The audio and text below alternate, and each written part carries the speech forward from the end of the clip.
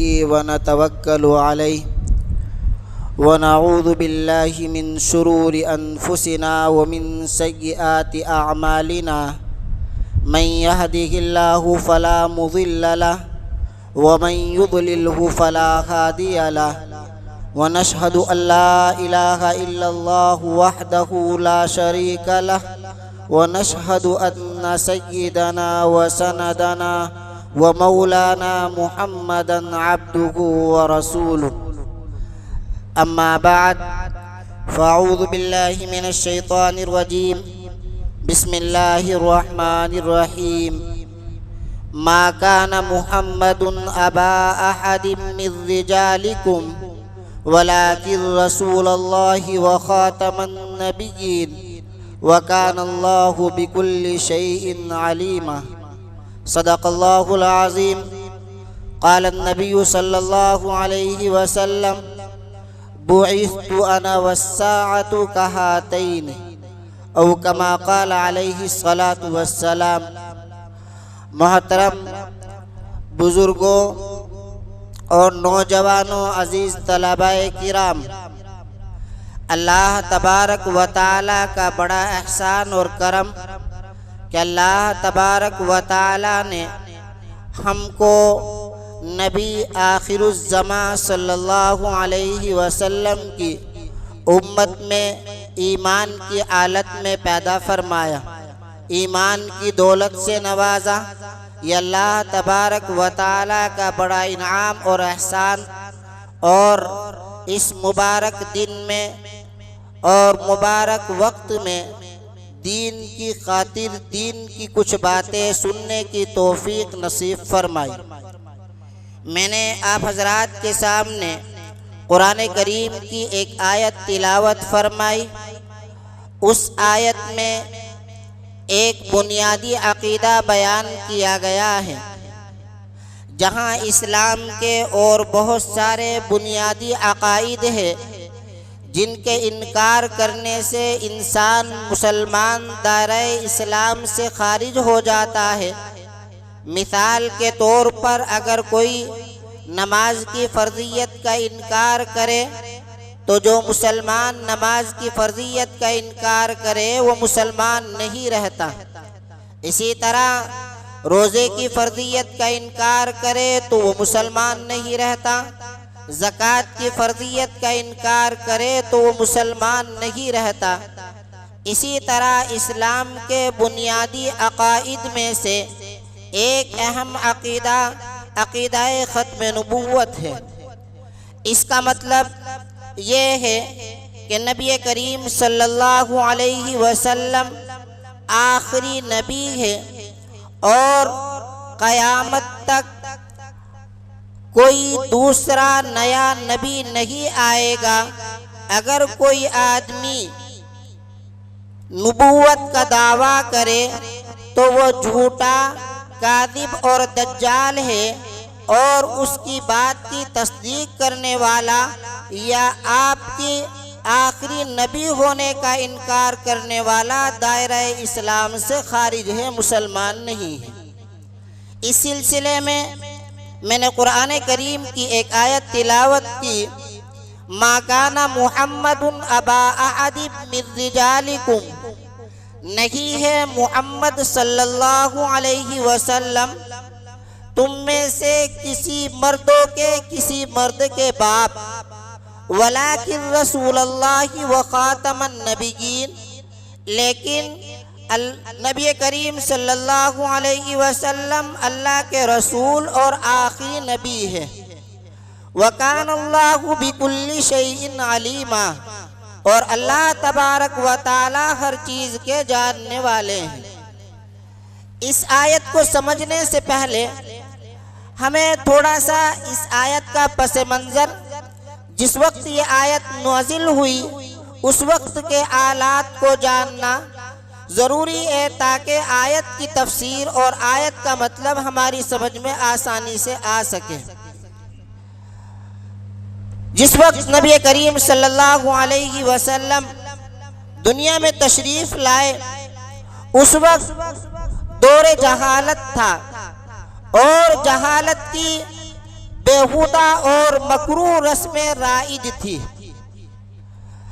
अल्लाह तबारक व तआला ने उन बेहुदा और मुशरिकाना रस्मों और रिवाजों को ख़त्म करने के लिए नबी करीम सल्लल्लाहु अलैहि वसल्लम को दुनिया में आखिरी नबी बना करके भेजा। उन जाहिलाना रस्मों में और बेहुदा और मुशरिकाना रिवाजों में एक रिवाज, एक रस्म ये भी थी कि अगर कोई उस वक्त किसी को अपना बेटा लेकर, किसी का बेटा लेकर, किसी की औलाद लेकर के पाल ले तो वो उसको मुंह बोला बेटा कहा करते थे। आज भी कहा जाता है, ले पालक मुंह बोला बेटा। तो वहाँ इसमें जहालत ये थी कि जिसने उसको पाल लिया, लेकर के किसी की औलाद को पाल लिया, उस ले पालक के लिए, उस बेटे के लिए वो इसी तरह हुकूक समझते थे जिस तरह अपने हकीकी बेटे के लिए हुकूक हुआ करते हैं। जिस तरह इंसान अपनी बेटे की बीवी, उससे निकाह जायज़ नहीं समझता, इसी तरह वो मुँह बोले बेटे के लिए भी उसकी बीवी से उसके बाप के निकाह को जायज़ नहीं समझते थे, हराम समझते थे। चुनांचे नबी करीम सल्लल्लाहु अलैहि वसल्लम के मुँह बोले बेटे ज़ैद बिन हारिसा रज़ी अल्लाह ताला अन्हु, वो उनको सहाबाए किराम रिज़वानुल्लाहि ताला अलैहिम अजमाइन आपके मुँह बोले बेटे कहा करते थे। और उनका निकाह नबी करीम सल्लल्लाहु अलैहि वसल्लम ने हज़रत ज़ैनब रज़ी अल्लाह ताला अन्हा से किया। चुनांचे जब निकाह कर दिया, निकाह के बाद हालात दुरुस्त नहीं रहे, ज़ैद बिन हारिसा रज़ी अल्लाह ताला अन्हु अक्सर व बेशतर नबी करीम सल्लल्लाहु अलैहि वसल्लम के पास शिकायत लेकर के आते थे कि हालात दुरुस्त नहीं है, निबाह नहीं हो रहा है। लेकिन नबी करीम सल्लल्लाहु अलैहि वसल्लम ज़ैद बिन हारिसा रज़ी अल्लाह ताला अन्हु को सब्र की तलकीन फरमाते और कहते जाओ सब्र करो, इस उम्मीद के साथ कि हो सकता है हालात बेहतर हो जाए और मियाँ बीवी के दरमियान मुताबकत और मिजाजों में मुआफ़क़त पैदा हो जाए। लेकिन इत्तिफाक नहीं हुई, आपस में तालमेल नहीं मिला, दोनों के मिजाजों में मुआफ़क़त और मुताबकत पैदा नहीं हुई। नतीजा ये निकला कि हज़रत ज़ैनब रज़ी अल्लाह ताला अन्हा मुतल्लक़ा हो गई। जब हज़रत ज़ैनब रज़ी अल्लाह ताला अन्हा मुतल्लक़ा हो गई तो नबी करीम सल्लल्लाहु अलैहि वसल्लम ने उनसे निकाह फरमाया अल्लाह तबारक व ताला के हुक्म और इजाज़त से। जब हुज़ूर सल्लल्लाहु अलैहि वसल्लम का निकाह हुआ और आप हज़रत खदीजा रज़ी अल्लाह ताला, हज़रत ज़ैनब रज़ी अल्लाह ताला अन्हा के घर तशरीफ़ लाए, बगैर इजाज़त के आए। हज़रत ज़ैनब रज़ी अल्लाह ताला अन्हा चौंक गई, अल्लाह के रसूल आप पर मेरे माँ बाप फिदा और कुर्बान, आप बगैर इजाज़त के। हुज़ूर ने फरमाया निकाह हो चुका है। कैसे? ना कोई निकाह पढ़ाने वाला, ना कोई गवाह, निकाह कैसे हुआ?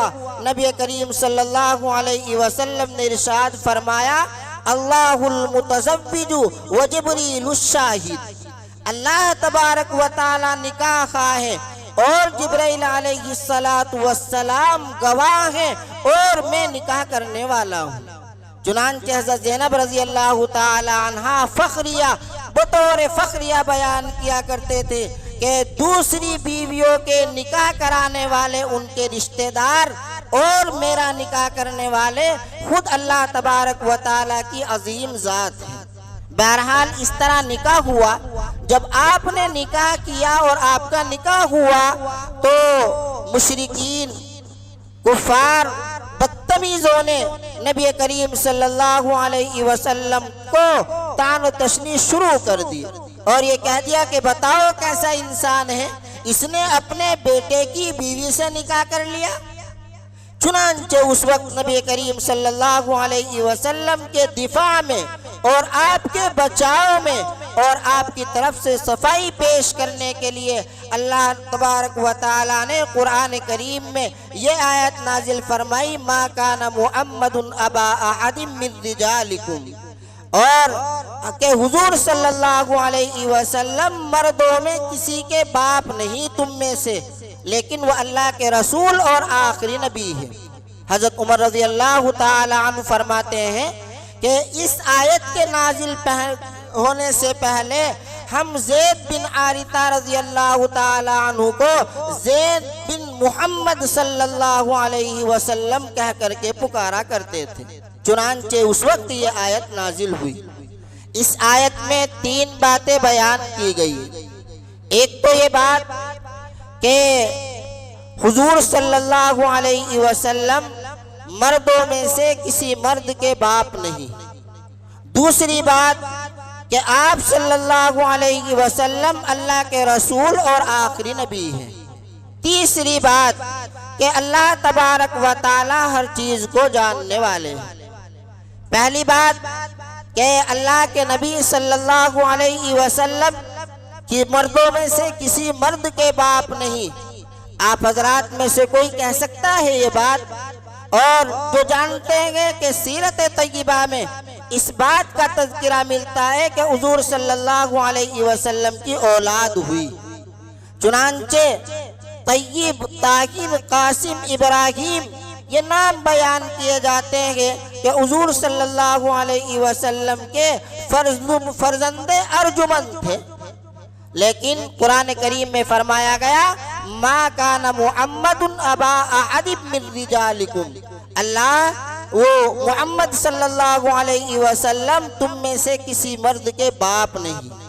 کیا مطلب؟ القرآن کا فرمایا ہوا غلط نہیں ہو سکتا۔ مطلب یہ ہے کہ جو حضور کی اولاد ہوئی ہے وہ بچپن میں دنیا سے رخصت ہو گئی، اور رجال کا جو لفظ آتا ہے وہ اس بات کے لیے آتا ہے جو آدمی، جو مرد طفولیت کے زمانے سے، بچپنے کے زمانے سے نکل کر کے بلوغیت کو پہنچ جائے اس کو رجال کہا جاتا ہے۔ تو آپ کی اولاد تو ہوئی ہے لیکن وہ زمانہ بچپن میں ہی دنیا سے تشریف لے گئی، اس لیے آپ کو فرمایا گیا ابا احد من رجالکم، مردوں میں سے کسی کے باپ نہیں ہے۔ قرآن کریم نے ایک بات تو اس بات کی نفی کی ہے کہ آپ مردوں میں سے کسی کے باپ نہیں، لیکن بظاہر تو قرآن کریم کی آیت سے یہی سمجھ میں آتا ہے کہ آپ کے باپ ہونے کی نفی کی گئی، لیکن قرآن کریم کا انداز اور نرالا انداز اور اچھوتا اسلوب یہ بتاتا ہے، اسلوب کہ صرف یہی بیان کرنا مقصد نہیں بلکہ حقیقت میں کچھ اور بیان کرنا مقصد ہے۔ کچھ اور بیان کرنا مقصد کیا ہے؟ وَلَٰكِن رَسُولَ اللَّهِ وَخَاتَمَ النَّبِيِّينَ، یہ اصل مقصد بیان کرنا ہے کہ آپ اللہ کے رسول اور آخری نبی ہیں۔ یہ کیسے؟ دیکھو، جتنے پہلے انبیاء آئے، نبوت اور ابوت ان دونوں میں آپس میں کیا تعلق اور کیا فرق ہے؟ جتنے پہلے نبی آئے ان میں بہت سارے انبیاء تو ایسے جو صاحب اولاد تھے، اللہ نے ان کو نبی بنایا، اور بہت سارے انبیاء ایسے آئے جن کی اولاد نہیں تھی اور ان کو نبی بنایا گیا۔ لیکن یہاں قرآن کریم میں جو انداز اختیار کیا گیا، ایک تو آپ کے باپ ہونے کی نفی کی گئی، اور پھر یوں کہا گیا وَلَٰكِن رَسُولَ اللَّهِ وَخَاتَمَ النَّبِيِّينَ، ان دونوں کے درمیان کوئی ربط اور جوڑ ہے۔ کیوں؟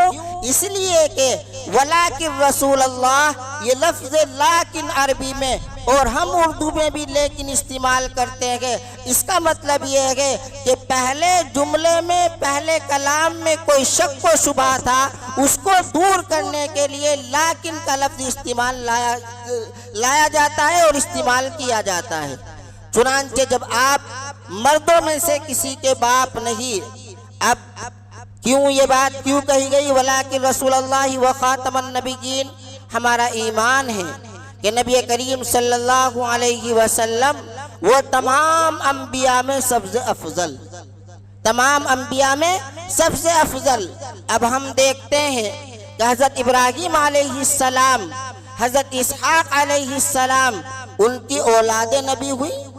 جب نبی کریم صلی اللہ علیہ وسلم تمام انبیاء سے افضل ہے، اگر ان کی کوئی اولاد ہوتی تو جب حضرت ابراہیم کی اولاد نبی ہو سکتی ہے تو نبی کریم صلی اللہ علیہ وسلم کی اولاد بھی کیا ہوتی؟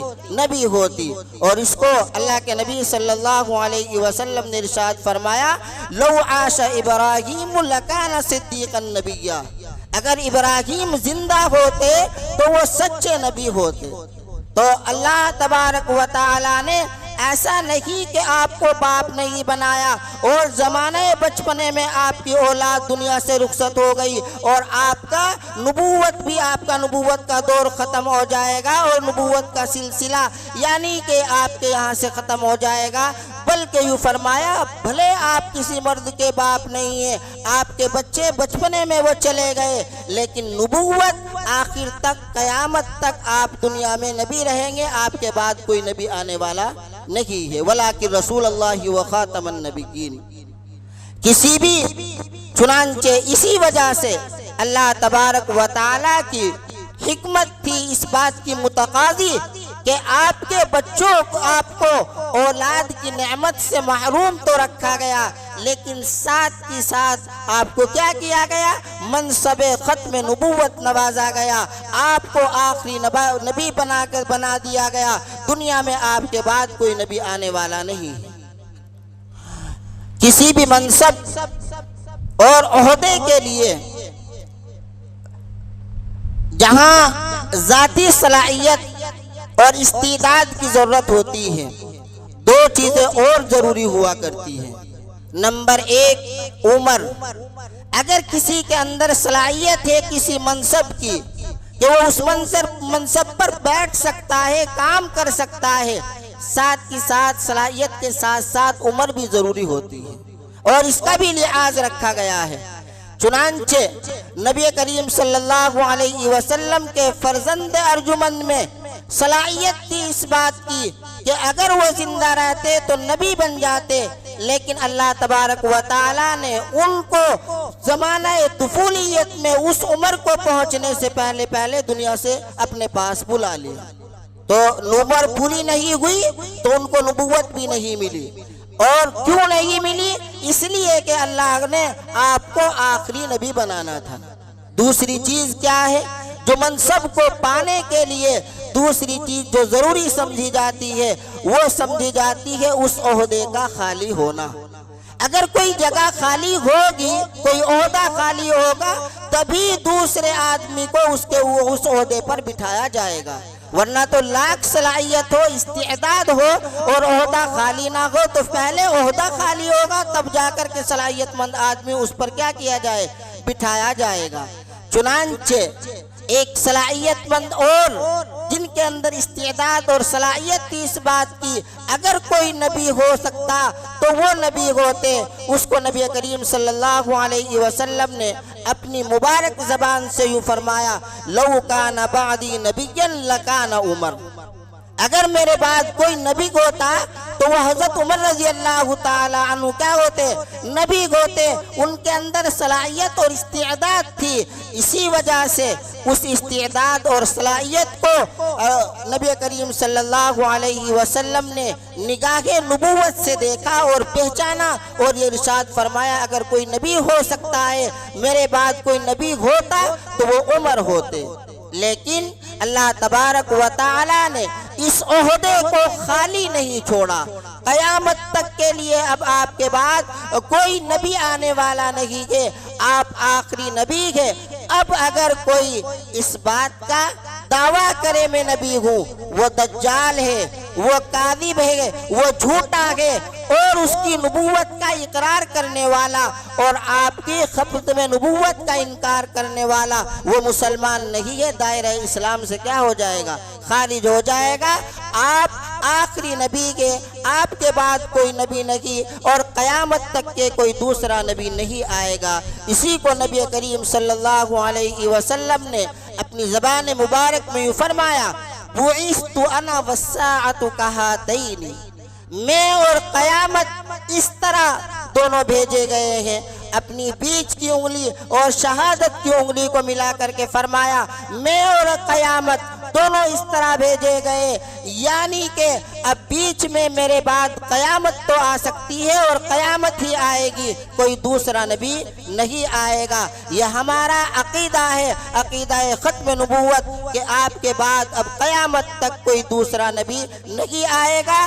اگر کوئی نبوت کا دعویٰ کرے تو وہ جھوٹا اور کذاب ہے، ہمیں اس کا انکار کرنا ہے، چاہے اس کے اندر کتنی صلاحیت ہو، صلاحیت کے ساتھ کوئی نبی نہیں ہو سکتا۔ اللہ تبارک و تعالیٰ نے یہ منصب قیامت تک کے لیے آپ کے لیے کیا کر دیا؟ خاص کر دیا، آپ کے علاوہ کوئی نبی نہیں ہو سکتا۔ اللہ تبارک و تعالیٰ ہمارے اس عقیدے کی حفاظت فرمائے، اور جو نئے نئے فتنے ہو رہے ہیں، اٹھ رہے ہیں، ان تمام